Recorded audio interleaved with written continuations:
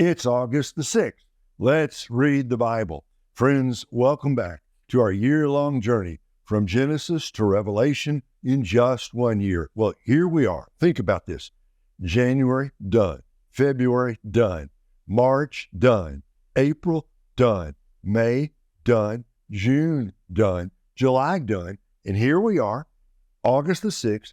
This is the 8th month of the year. Soon we will be 2/3 of the way through the Bible. And I just got a note, I guess just a few minutes ago, from somebody who said we haven't missed a day yet. That completely blows my mind. Thank you for your faithfulness. Thank you for being part of this. And just a reminder, I have been saying to you how important it is to us that you like these videos. And you know what? You've been doing it. I've been watching. The number of likes has been growing and growing. If we graph it, it's going up like this. Thank you for that. And also, I ask you to subscribe to the YouTube channel or to the Keep Believing Rumble channel. And a lot of you have done that. That's 2 ways every day you can help us by liking these videos and subscribing to YouTube and to Rumble. And just some comments from friends. Someone said, I do pray for your voice. I feel it. I feel today the need of your prayers. Someone else says, Larry and I pray for you and your family daily. Someone else says, praying for you always, Brother Ray. Makes such a difference to me to know that friends across America and around the world not only have joined in, but are praying for God to bless the reading of His Word and to make this very powerful. Thank you for praying for my voice. We still got a long way to go. Now today, Job chapters 9 through 12. Job, this amazing book, this wonderful book, really, it stands alone, doesn't it? It's not like Genesis, it's not like Psalms, it's not like Daniel. It is certainly not like Acts or Luke or 2 Corinthians or Book of Revelation. I mean, there's 66 books, and some of them, there's a number of books that are like each other. Well, here's a book that's not like any other book in the Bible. It's the story of a real man who lived 4,000 years ago in the land of Uz, east of the Dead Sea, and how at the instigation of Satan, God gave Satan permission to touch Job's family, his children, his possessions, take it all away from him, and actually touch him physically so that his health was destroyed. The whole thing being the answer to the question, does Job serve God for nothing? And Satan says the answer to that is no. He's only in it for what he can get out of it. And this book really proves that though Job suffered greatly, he complained, he struggled, his anguish, his pain was real, but he would not curse God. He would not blame God. He would not turn away from the Lord. So we've got the simple outline: disaster, chapters 1 through 3, debate, chapters 4 through 37, deliverance, chapters 38 through 42. We got a ways to go. Right now, in these chapters 9 through 12, it's part of round 1 of the debate between Job and his 3 friends, Eliphaz, Bildad, and Zophar. And let me just remind you again, as long as they were quiet, they actually were true friends. They only got in trouble once they opened their mouth. This is a good rule when you are dealing with someone in great pain, great sadness, great adversity.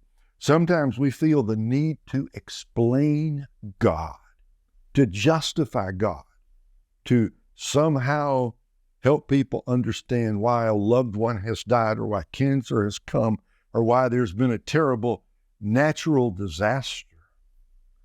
It is better to say less in those situations than to open our mouth and ultimately make things worse by claiming to understand something that is ultimately hidden in the mind and heart of God. So now, Job chapter 9, Bildad, the Shuhite, has given his first speech. Here comes Job's answer. Job 9. Then Job answered, yes, I know what you said is true, but how can a person be justified before God? If one wanted to take him to court, he could not answer God once in 1,000 times. God is wise and all-powerful. Who has opposed him and come out unharmed? He removes mountains without their knowledge, overturning them in his anger. He shakes the earth from its place so that its pillars tremble. He commands the sun not to shine and seals off the stars. He alone stretches out the heavens and treads on the waves of the sea. He makes the stars, the Bear, Orion, the Pleiades, and the constellations of the southern sky. He does great and unsearchable things, wonders without number. If he passed by me, I wouldn't see him. If he went by, I wouldn't recognize him. If he snatches something, who can stop him? Who can ask him, what are you doing? God does not hold back his anger. Rahab's assistants cringe in fear beneath him. How then can I answer him or choose my arguments against him? Even if I were in the right, I could not answer. I could only beg my judge for mercy. If I summoned him and he answered me, I do not believe he would pay attention to what I said. He batters me with the whirlwind and multiplies my wounds without cause. He doesn't let me catch my breath, but fills me with bitter experiences. If it is a matter of strength, look, he is the powerful one. If it is a matter of justice, who can summon him? Even if I were in the right, my own mouth would condemn me. If I were blameless, my mouth would declare me guilty. Though I am blameless, I no longer care about myself. I renounce my life. It is all the same. Therefore, I say, he destroys both the blameless and the wicked. When catastrophe brings sudden death, he mocks the despair of the innocent. The innocent. The earth is handed over to the wicked. He blindfolds its judges. If it isn't he, then who is it? My days fly by faster than a runner.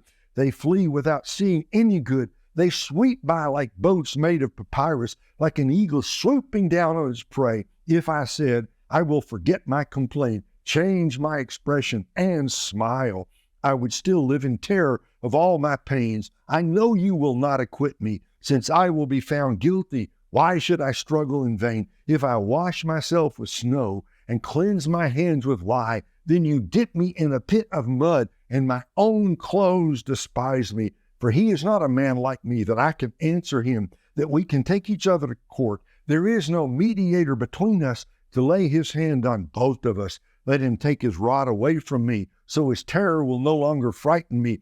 Then I would speak and not fear him. But that is not the case. I am on my own.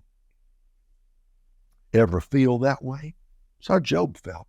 Job 10, I am disgusted with my life. I will give vent to my complaint and speak in the bitterness of my soul. I will say to God, do not declare me guilty. Let me know why you prosecute me. Is it good for you to oppress, to reject the work of your hands and favor the plans of the wicked? Do you have eyes of flesh, or do you see as a human sees? Are your days like those of a human, or your years like those of a man, that you look for my iniquity and search for my sin, even though you know that I am not wicked, and there is no one who can rescue from your power? Your hands shaped me and formed me. Will you now turn and destroy me? Please remember that you formed me like clay. Will you now return me to dust?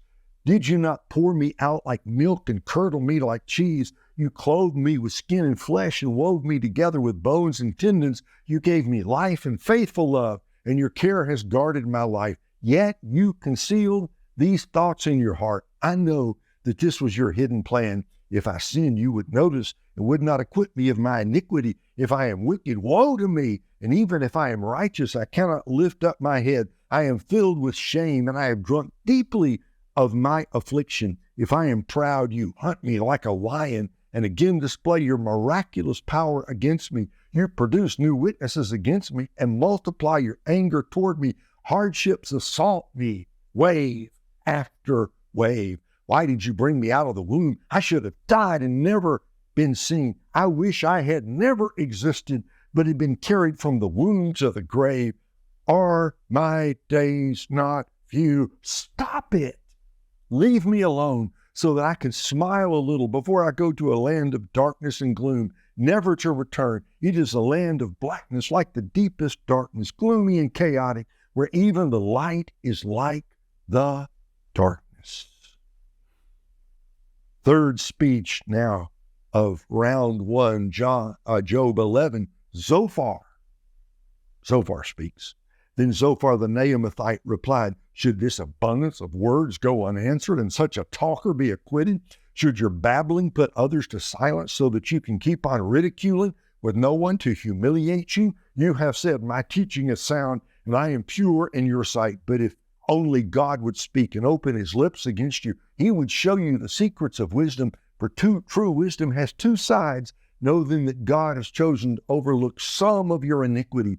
Can you fathom the depths of God or discover the limits of the Almighty? They are higher than the heavens. What can you do? They are deeper than Sheol. What can you know? Their measure is longer than the earth and wider than the sea. If he passes by and throws someone in prison or convenes a court, who can stop him? Surely he knows which people are worthless. If he sees iniquity, will he not take note of it? But a stupid person will gain understanding. As soon as a wild donkey is born a human. As for you, if you redirect your heart and spread out your hands to him in prayer, if there is iniquity in your hand, remove it, and don't allow injustice to dwell in your tents. Then you would hold your head high, free from fault. You will be firmly established and unafraid, for you will forget your suffering, recalling it only as water that has flowed by. Your life will be brighter than noonday. Its darkness will be like the morning. You will be confident because there is hope. You will look carefully about and lie down in safety. You will lie down with no one to frighten you, and many will seek your favor, but the sight of the wicked will fail. Their way of escape will be cut off, and their only hope is their last breath. Get right with God, Zophar says. Things will then go well with you. By the way, that's good advice, really good advice. And it's true as it stands. It just doesn't apply in Job's case. Job 12. Job's reply to Zophar, then Job answered, no doubt you are the people, and wisdom will die with you. But I also have a mind like you. I am not inferior to you. Who doesn't know the things you are talking about? I am a laughingstock to my friends by calling on God who answers me. The righteous and blameless man is a laughingstock. The one who is at ease holds calamity in contempt and thinks it is prepared for those whose feet are slipping. The tents of robbers are safe, and those who trouble God are secure. God holds them in his hands, but ask the animals. They will instruct you. Ask the birds of the sky, and they will tell you, or speak to the earth, and it will instruct you. Let the fish of the sea inform you. Which of all these does not know that the hand of the Lord has done this? The life of every living thing is in his hand, as well as the breath of all humanity. Doesn't the ear test words as the palate tastes food? Wisdom is found with the elderly, and understanding comes with long life. Wisdom and strength belong to God. Counsel and understanding are his. Whatever he tears down cannot be rebuilt. Whoever he imprisons cannot be released. When he withholds water, everything dries up, and when he releases it, it destroys the land. True wisdom and power belong to him. The deceived and the deceiver are his. He leads counselors away barefoot and makes judges go mad. He releases the bonds put on by kings and fastens a belt around their waists. He leads priests away barefoot and overthrows established leaders. He deprives trusted advisors of speech and takes away the elders' good judgment. He pours out contempt on nobles and disarms the strong. He reveals mysteries from the darkness and brings the deepest darkness into the light. He makes nations great, then destroys them. He enlarges nations, then leads them away. He deprives the world's leaders of reason and makes them wander in a trackless wasteland. They grope around in darkness without light. He makes them stagger like a drunkard. You know, there's a lot of wisdom in all of this. And what Bildad said is true as a general statement. God does bless the righteous and he does judge the wicked. It's totally true. And it's always good to get right with God. But Job's answer is, ask the fish. That's interesting we just read. Ask the fish. The fish know who did this. Go talk to the stars. They know who did this. Go find the animals. Ask the animals who did this. Just talk to the earth. They know the hand of the Lord has done this. It is a great advance spiritually to understand that God is sovereign. God is sovereign. Maybe I've told you this before, but I remember being a student at Tennessee Temple College, later a university in Chattanooga, 50 years ago, listening to some radio station in the dormitory, and I heard a country preacher shouting. That's the way preaching was done on the radio 50 years ago, shouting on the radio. I don't know what his text was. I don't know. I don't remember anything except this, sitting there listening. And he just shouted this out over and over again. God do what he want to do. God do what he want to do. Well, that grammar's not really good, but the theology is great. This is Job's theology in Job 12. God is the one who stands behind it all. Remember, Satan is the one who brought Job up the first time. God brought him up the second time. Satan could not touch Job without God's permission. And that's why Job isn't even talking about Satan. In fact, as a side note, I think we're going to get to the end of the book. And as far as we know, as far as this story tells us, Job never knows about that conversation between God and Satan that took place in the courts of heaven. That's recorded for us. That's the behind the scenes stuff. Job evidently, as far as we know, he never knew about that. He has a great view of the sovereignty of God. Well, here's the truth of it all. We all need to get right with God, so Bildad is right. We all have sins we need to confess, and that's right. And when we do, he will abundantly pardon. Isaiah 55. He will. When we come to the Lord, he will abundantly pardon. They were right, Eliphaz and Zophar and Bildad, to talk about this, to talk about the need to turn to God. But the truth of the matter is, that doesn't answer everything. We also need to hold that in tension with the sovereignty of God in good times and in bad times, positive times, negative times, happy and sad. Our God is sovereign. He knows what he is doing. Blessed be the name of the Lord. Go out, folks. Have a great, great day. God has got you right where he wants you. He's got you there today in that confidence. Have a great day. Come back tomorrow. The debate is going to continue. God bless. See you then.